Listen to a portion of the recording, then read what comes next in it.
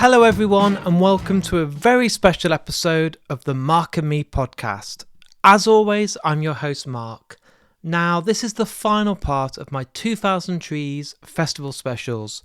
There's been 4 specials so far and I think I've given you a bit of everything. We started with the exclusive Let Live episode. We then had Hyphen, Blank Atlas, Battlesnake and Kid Capishi. We then had Chroma, The Hunter, Bambi Fug and Press Club, and then most recently we had Million Dead, Harriet and Taking Back Sunday. But today's is almost this special within itself because whilst I was at the festival, on the unbelievable, unique, incredible, just beautiful forest stage, I was able to be joined by Coheed and Cambria for an exclusive podcast, Q&A with all the fans in the crowd, and some acoustic songs played by the whole band on this incredible, intimate stage. It really was the highlight for me, not only of the festival, but of the year. I was lucky last year to do this with Frank Turner, and honestly, it was just wonderful. But to do this with Coheed, who I absolutely adore, the full band was just mind-blowing. So what I'm going to do now is to get straight to it.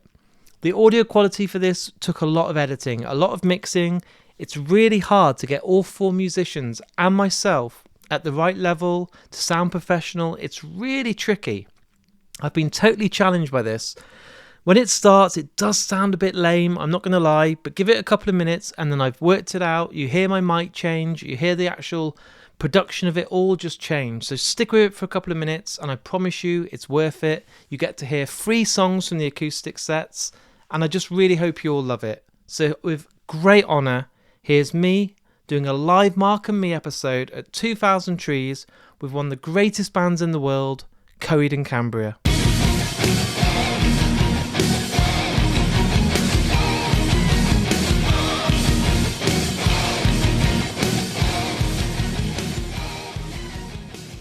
Good afternoon, 2000trees.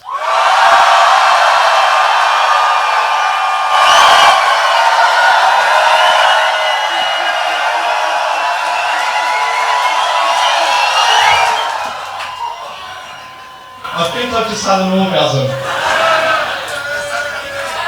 Can you tell? So, what I want to do now is actually bring out probably one of the best bands on the planet. Let's go even crazier for Coheed and Cambria.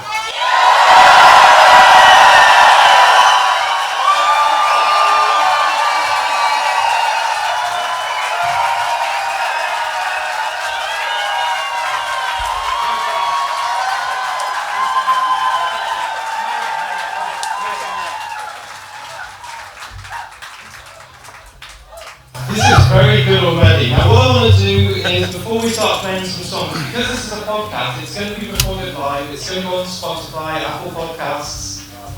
This is going to be a normal episode of Mark and Me, but just a bit different when there's so many people here. So we're going to have a little chat, and then we're going to get some songs, and then we're going to electrocute ourselves.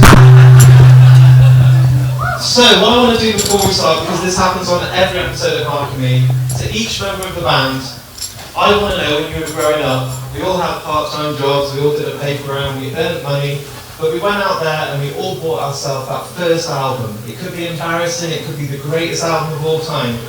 Claudio, start with me. What was that first album you remember buying with that hard-earned first pocket money? I mean, I don't, it was either, I have 2 memories of records. So for Christmas, I remember receiving GNR Lies and Aerosmith's Permanent Vacation.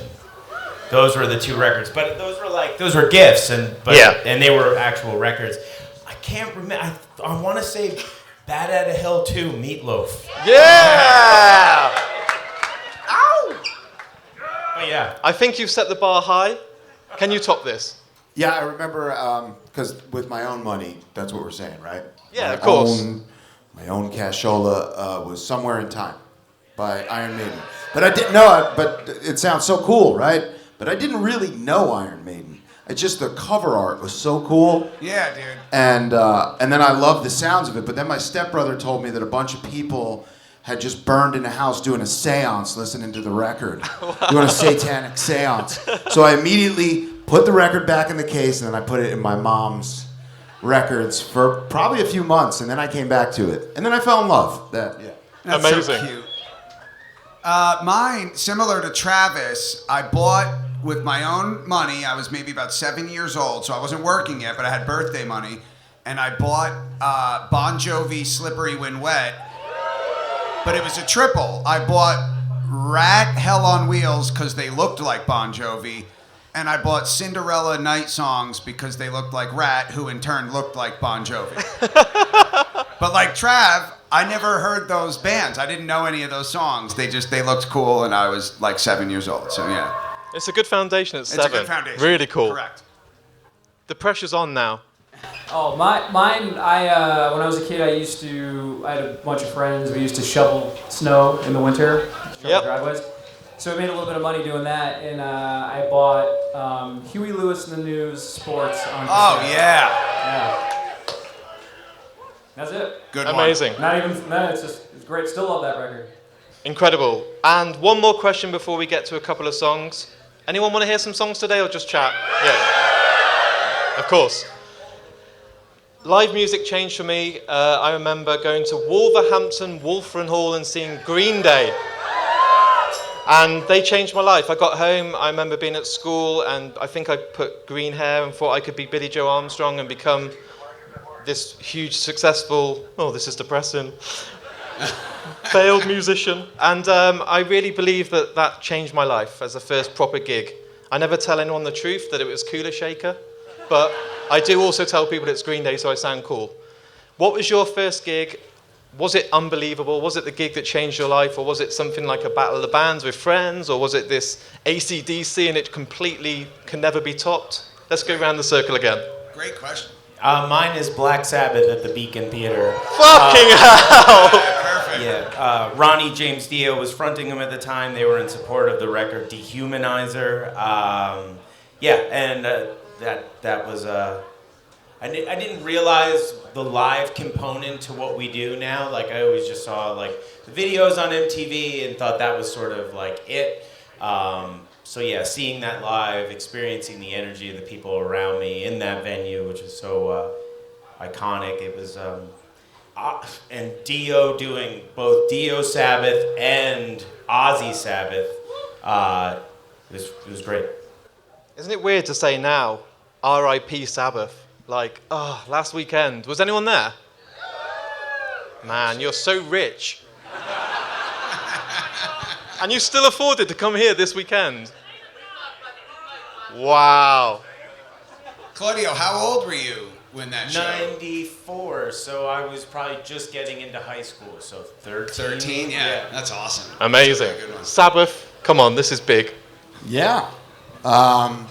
Mine's kind of like a double, answer, because I would think that we're talking about what we would choose to go see, correct? Like what we wanted to go see. Because I saw a lot of music. My father played music, so I went to a lot of shows as a kid with him playing, and he took me to a lot of shows. And as I got older, I realized how cool a lot of those shows were that he took me to. But by choice, my first big concert was it was Neil Young with Booker T and the MGs closing, but it was Blind Melon opening and Soundgarden as main support. Oh my God. And it's still one of the best shows I've ever seen in my life. So, yeah. I feel like this is a game of top trumps. I was like, Sabbath, and he's like, I've seen Shannon Hoon live with Blind Melon. Like, Yeah, it was an incredible show. oh man, I missed that band. Yeah, you guys set the bar awfully high. I mean, the first real show that I ever saw is a pretty cool show. It was Al Green at the Beacon Theater in New York City. That was my first show I ever saw. But if I'm being totally honest, the first live show that really turned me on and made me want to do this with my life was a band that none of you have heard of, and they're a band called Peace Bomb.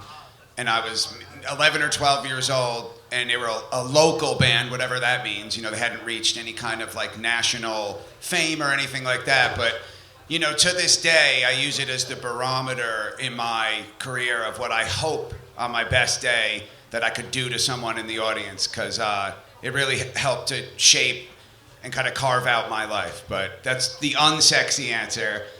Al Green at the Beacon Theater was the short That's cool. answer. And the final trump card, Top trump, not Trump. Top trump. Mine was, I was probably 15 or 16, and it was Mr. Bungle at the Irving Plaza. Yeah, and it was a whole experience because I went with a friend of mine. Taking the bus into the city by ourselves at 15 years old was kind of an adventure. But yeah, it was a great show. Would anybody here like to hear Coheed play a couple of songs? Again, this is being recorded. Would anyone like to hear Coheed play 2 songs? Was anyone here last year when I was on here with Frank Turner? I always say Frank Carter. Was anyone here for Frank Turner? What happened was, he was like, stay on stage. I genuinely felt like I'd won a competition. I watched it back on YouTube and I looked special. So what I'm going to do is I'm going to put the mic down and I'm going to have the best seat in the house and then I'll come back up. Coheed and Cambria, everyone. Thanks, Mark.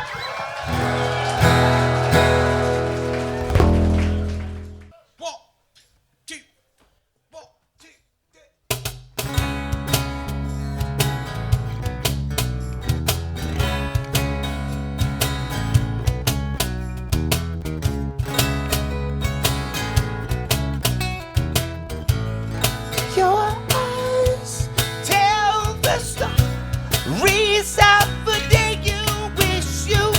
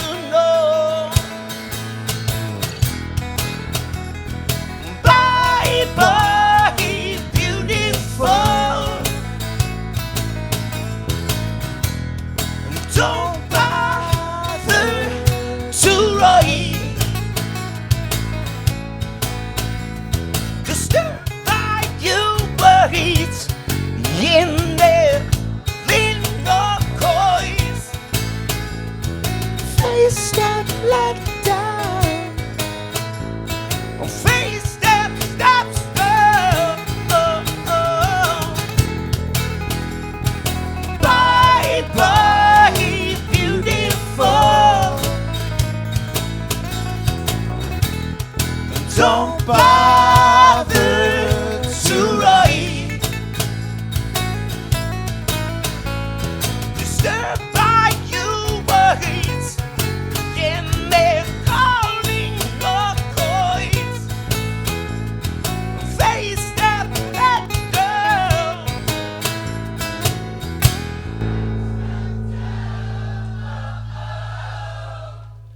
girl. Thank you guys. Legend.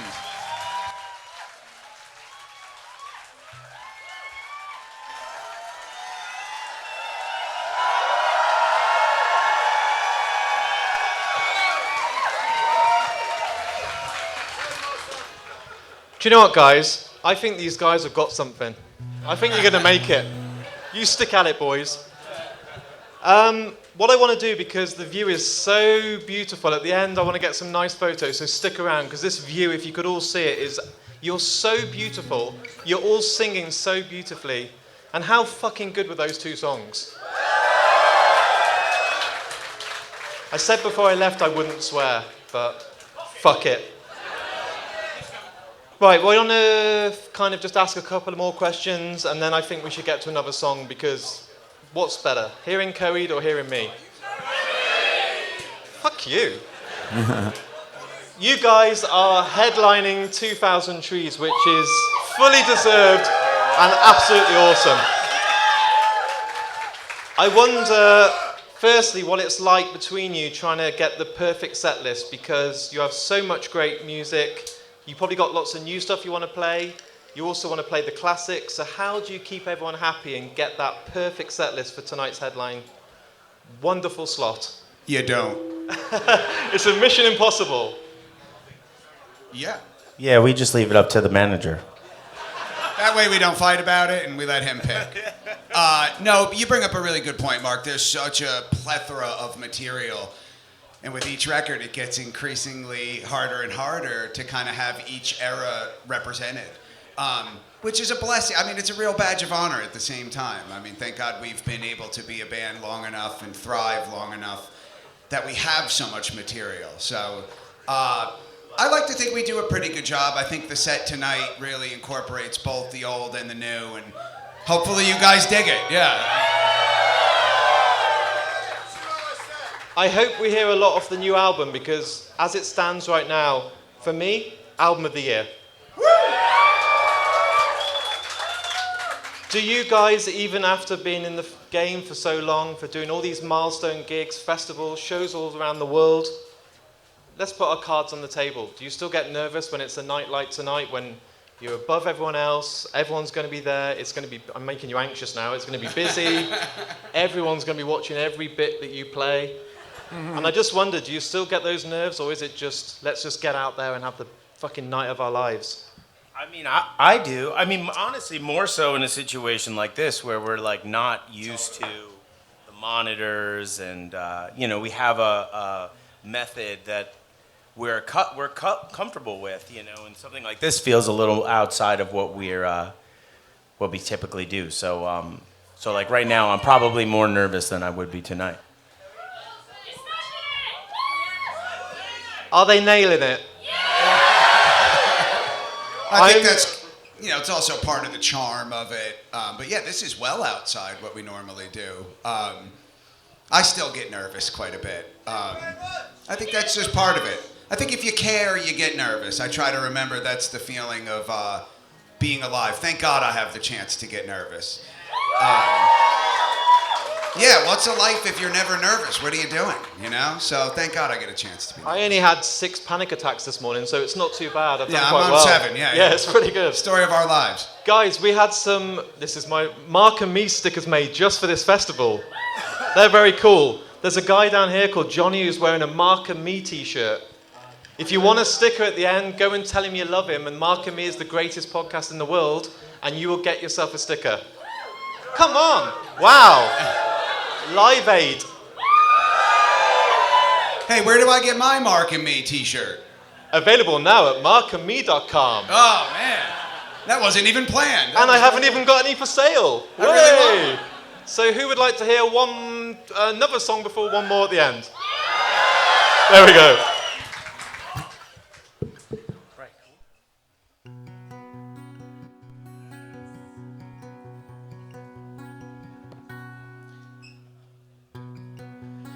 liars. It's the fear that wakes us up. It's the truth that things are such a mess, far beyond repair.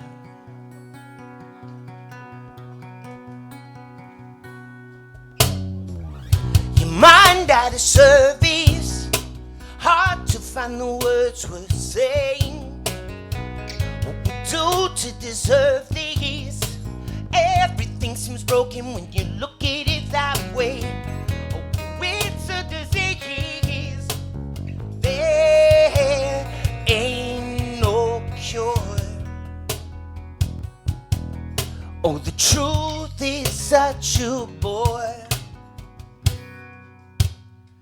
Oh, do you want me to, Lord? 'Cause I can do it, baby. I can do it. Lie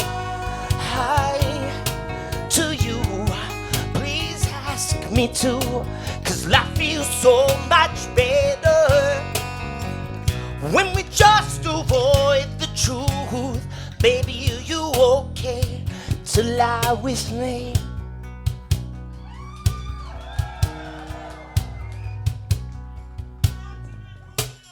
Deep in disgrace, we're empty retreats, farther than it seems to be. The older I creep, the pain in my body, longing for the days in my teens, where I guess I'll accept this carriage, dead beyond the wheel with my mama stabbing. Jealousy here in the backseat.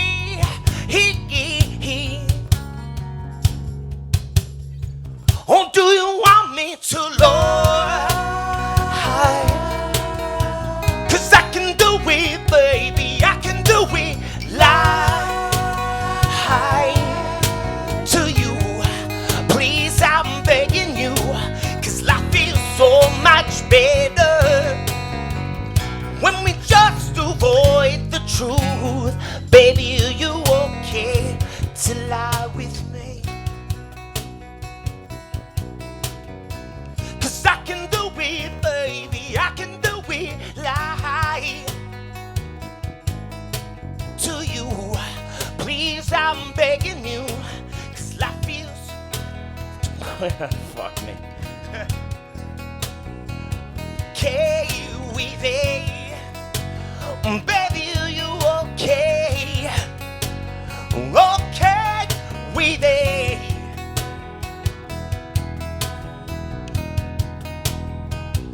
I can do it, baby.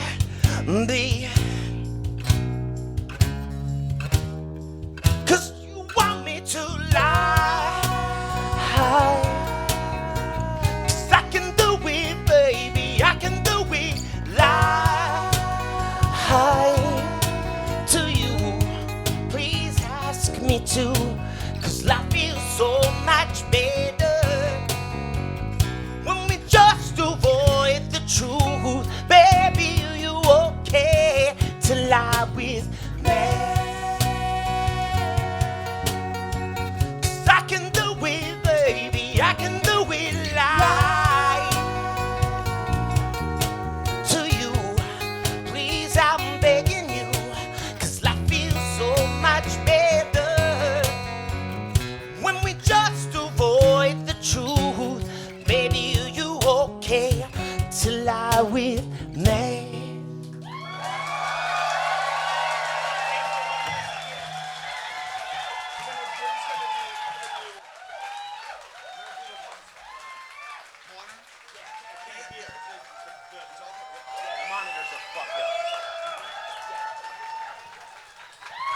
Coheed and Cambria. I'm still pinching myself that we're actually in the forest with Coheed and Cambria and the feedbacks. Hello. Right. Plenty of feedbacks. Would you guys also like to ask some questions today? To make it even more of an incentive, Marshall, that's Marshall, have given us some prizes to give away. Whoa, cool. We have Some really nice Marshall head. Oh, a Mark and Me sticker as well. Oh, how did that get in there? It's worth fuck all now. You can't sell them. Some sunglasses. I don't need to model them. And a Bluetooth speaker that's waterproof. We've got 3 of these prize packs to give away, and they're going to be for the first 3 people that we choose to ask a question. So, I was going to say first fan in the air. Let's go with you, but I'll see if I can reach you. If I can't, we'll just have to say it out loud. Yeah, we're not going to be able to. Okay. When you guys think, I'm a member of Coheed and Cambria, what is the first song that comes to your head? Like, what is your song that defines the band for you guys? Because we're recording this, I've got to have to say that out loud. Because you're in Coheed and Cambria, what's the first song you think of out loud when you think of Coheed and Cambria? It's probably Ever Changing, I think, would probably be. Maybe these guys have a different answer. For me, it's Ever Changing. What's it right now? Liars Club, but it's been for quite kind of a while. And it's not because we just played it. I think that song really kind of encapsulates a lot of the different flavors, which it's a pretty wide window with a band like Coheed. But for me, Liars Club. But before that, it was probably The Crowing or something. Who knows? I mean, but it's ever changing. You know, next week it could be something different. For the last spell, though, it's been Liars Club. What about you guys? I would go Goodbye Sunshine right now, so yeah. Yeah, there you go. There you go. I think I've been saying Gravity's Union for a bunch of these answers. So. I don't know if that's... Next time. I think for me, it's probably Time Consumer. That was my introduction. Right on. Thank you for the question. It's a pleasure. Thank you for taking part. Do you want to keep going with the thank yous? Yeah, sure. Thank you, Coheed. Thank you for turning up.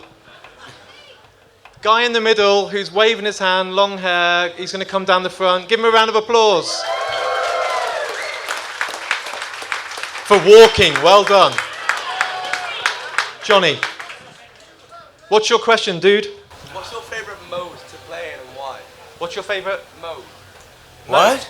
Mode, like guitar mode. Oh, mode! Oh, man, we ain't I like thought you said that. moat. Yeah, it's really what sounds good. And it changes from song to song, and we don't know shit.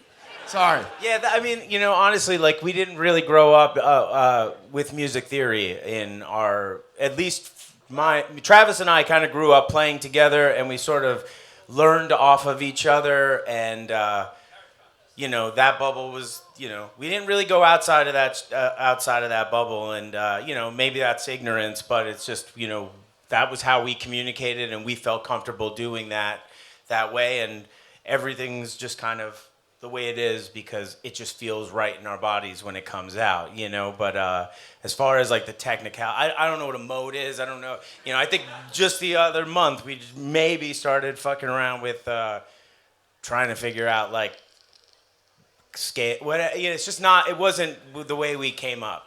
We're all self-taught. Yeah, well, no, we do have a secret weapon. Sometimes Claude and I will be working on something, and we just turn to Zach Cooper over here and we say, Yeah. "Hey, dude, what are we doing?" Zach's our musical director. And Zach will just tell us flat out. He says, what you're doing makes no sense. And we say, perfect. But it sounds good. Yeah. I never say that. I know. No, he would never say that, actually. He would never say that. Zach really is able to wear kind of both shoes, and that's a really special thing to kind of have the theory background and be knowledgeable in that world, and then also kind of, slum it with us self-taught weirdos. One more question for the prize, but I'll try and get a couple more in. This guy's got a Coheed and Cambria hat on, and a tattoo, Hat and versus a record. tattoo. If your Come on. question's to sign the vinyl, no. Okay, dude. Hi, so my question is, like, even though you've just dropped an album and touring festivals and everything, what is your ambitions in the next 5 years? Wow, that sounds like a job interview. It's a good question. I'd like to say, like, continue doing that, you know? New music. You know, I mean, I think the new music honestly, a lot of people that have been fans of the band for many years now, may go into new music a little wearily. Is wearily a word? I like But, it's funny that I've talked to people recently that actually got turned on to the band, whether it be through Vax's 2, and sometimes it's an album like The Color Before the Sun, or, so these albums, like, they're not just exercises for us to feel good about making new music. We actually somehow, amazingly, make new fans and it's beautiful. Like, so if we could keep doing that, I think that we all feel very happy, right? Terrific answer. Yeah, Terrific answer. Yeah. What he said. Yes. I'm just thinking about. It's up to you. Oh, we're thinking about what song we're doing next. Should so, we skip to the end? Yeah, we don't have to skip to the end. We can take another question. Let them, they'll figure it out. All right, one more question and then one more song. I feel really guilty. Do you want to pick someone? Because I feel really bad. This little man over here was like, he's been begging. So, buddy, that changes constantly for all of us. I mean, I think right now, because it's fresh new music, kind of piggybacking on the answer for him, it's fresh new music, the newest record, The Father of Make Believe. So I think, for me personally, I'm just answering for me, it makes it like new challenges, fresh new sounds. I like being able to play that material. But as far as albums in the past, I think the Afterman albums stand out to me as some of my favorite stuff altogether, and a really magical time. I think for me it is Father of Make Believe. Like, I honestly, when I think of the last 3 records, Unheavenly Creatures, Window of the Waking Mind, Father of Make Believe, if I had been a little bit more, this whole idea of like taking my life and transforming it into a concept, if I had a little more like, I want to say, I don't know, like if I just had my shit together, excuse me, I'm sorry, and that's probably not the question I should be, or answer I should be giving you, but I probably would have started all of this like these 3 records, So I think, honestly, for me, I think the last 3 records are my favorites. It's quite difficult. It's just like picking your favorite kid, in a way.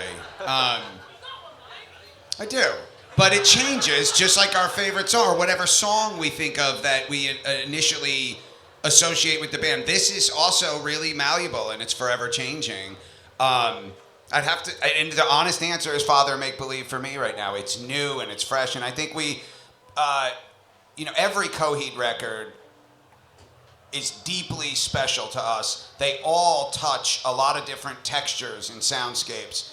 But I think with Father Make Believe, we touch some places we'd never been before, and that's deeply exciting for me. That said, you ask me this question in an hour, and I'll give you a different answer. It's tough. They're all deeply special. How about you, Zach? Mine's easy. It's the Afterman. Yeah. If you guys know the band, that record basically changed my life, so that's my favorite. Who wants to hear, because we're running out of time, who wants to hear another song? Please play Welcome Home. Lucky you. Well, thanks for having us, Mark, and thank you guys for coming out. This was really fun. Quite different. It's really hard to hear up here, so help us out.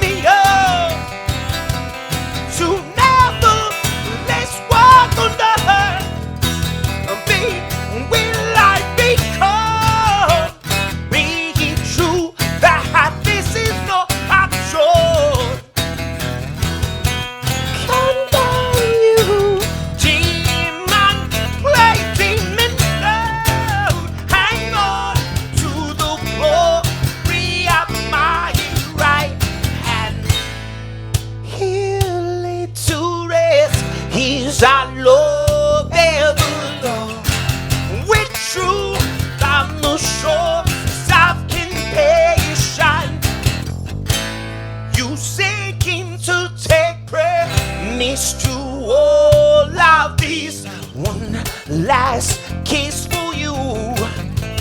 More wish to you. Please make up your mind, girl. I'll do anything for you. Last kiss for you. More wish to you. Please make up your mind, girl, before I hold you.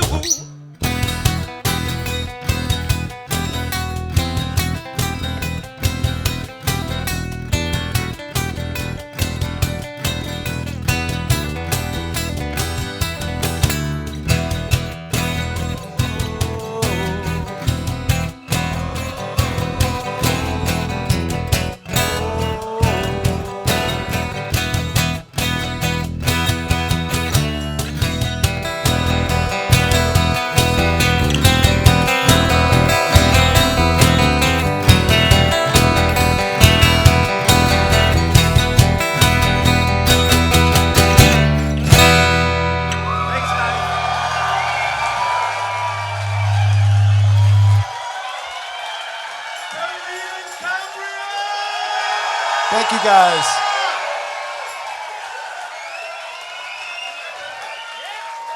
Go crazy for the photos.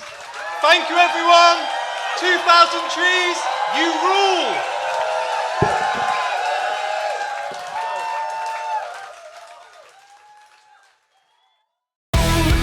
This can't be all that we wanted for us in the here and right now.